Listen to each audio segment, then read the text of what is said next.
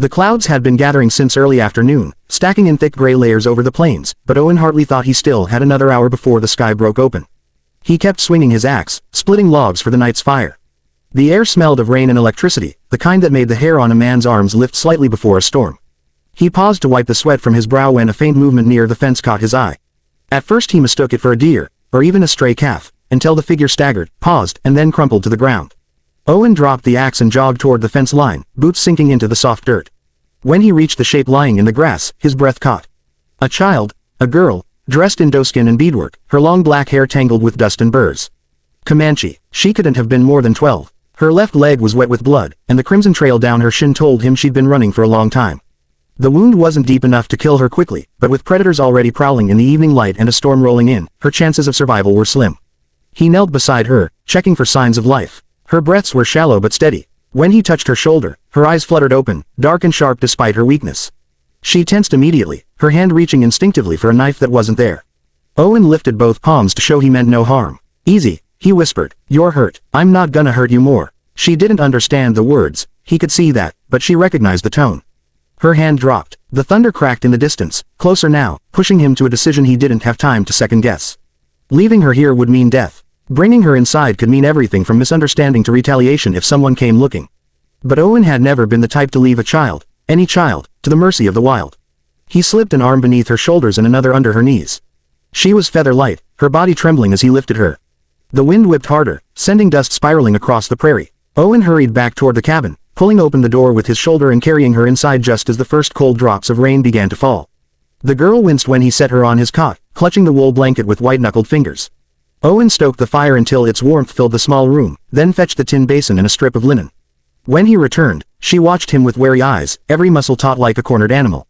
He pointed to her leg, then to the cloth, making slow gestures to show what he intended. After a long silence, she finally nodded. Owen cleaned the wound as gently as he could. She bit her lip but didn't cry out. He admired her strength, stronger than many grown men he'd known.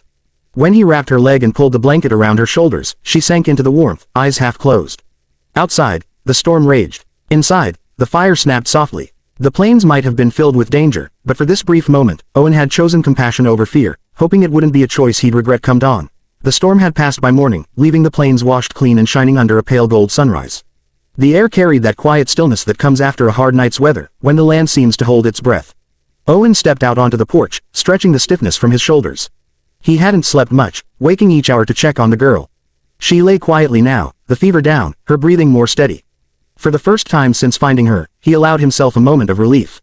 He was halfway through unlatching the chicken coop, when a strange vibration rippled beneath his boots. A low, pulsing tremor, subtle at first, like the distant roll of thunder. But the sky was clear, too clear. Owen straightened, listening. The tremor grew stronger, merging with a rhythmic beat rolling across the plains. Not thunder, hooves. He turned toward the horizon, and his blood went cold. A dark line was forming in the distance, rising like a tide along the ridge. One rider became 5, then 10, then an unbroken wave.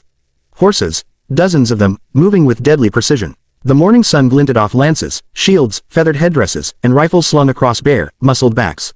70, at least, maybe more. Comanche. Owen swallowed hard, forcing himself not to bolt inside for his rifle.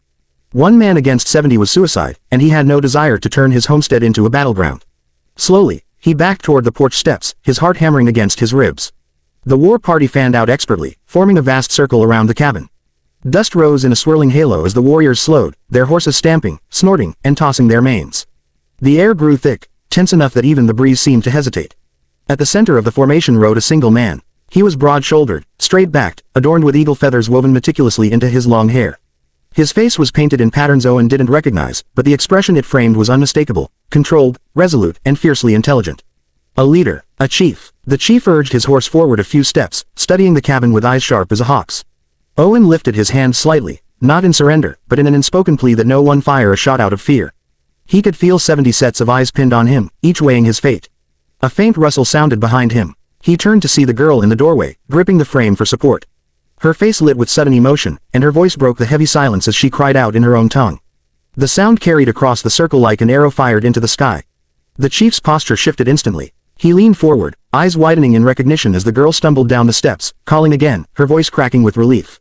Warriors murmured among themselves, tension rippling from rider to rider. Owen stepped aside, letting her move past him. The chief dismounted in a smooth, powerful motion, the earth vibrating faintly as his boots touched the ground. He strode toward her, not with the fierce authority he had displayed moments before, but with the urgency of a father reaching for something precious he feared he had lost. The warriors held their breath. Owen held his, and the Texas morning stood silent as the chief reached out, resting a trembling hand on his daughter's shoulder, pulling her into the safety of his arms. The chief held his daughter close for a long, wordless moment, his hand pressed against the back of her head as though reassuring himself she was real and alive. Her small fingers clutched at the beadwork on his vest, trembling with relief. Owen stood a few paces away, unsure whether to step back or stay put. The circle of warriors remained still atop their horses, watching every move with sharpened attention, their expressions unreadable. When the chief finally released his daughter, he rested both hands on her shoulders and studied her face, searching for injuries. She spoke quickly in Comanche, her voice tight with emotion, broken by hitching breaths. Owen couldn't understand a word, but he recognized the urgency, the need to explain, to tell her father everything that had happened.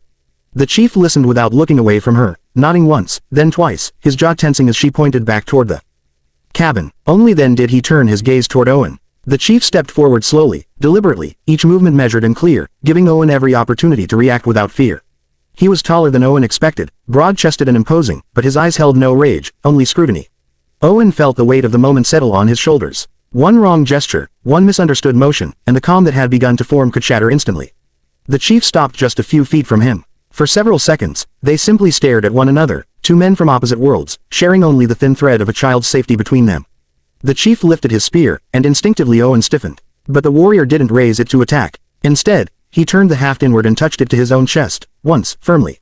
The gesture was deliberate, symbolic, and though Owen didn't know its exact meaning, he recognized respect when he saw it.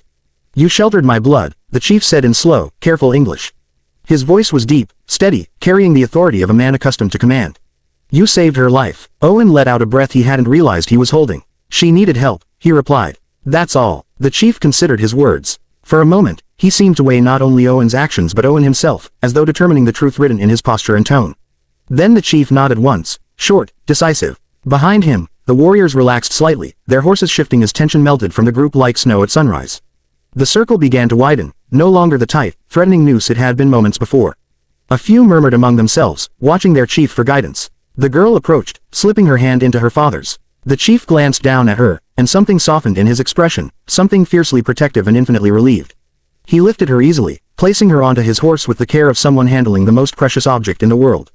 Before mounting, he looked back at Owen. "You have no enemy here," he said. The words were simple, but they carried the weight of a promise, a vow that reached beyond the two men and into the vast, unpredictable land they shared. The chief swung onto his horse with fluid grace. He gave a sharp whistle, and the war party moved as one, 70 riders turning toward the plains, hooves pounding in a unified thunder. Dust rose behind them in swirling golden clouds as they rode away. Owen stood alone in the quiet that followed, the morning sunlight warming the earth around him. He felt the tension drain slowly from his body, replaced by a profound sense of relief. The cabin behind him creaked softly as the wind shifted. He watched the riders until the last feathered silhouette vanished over the distant ridge, realizing that mercy had come and gone like a storm. And because he had chosen compassion in a moment of uncertainty, death had passed him by.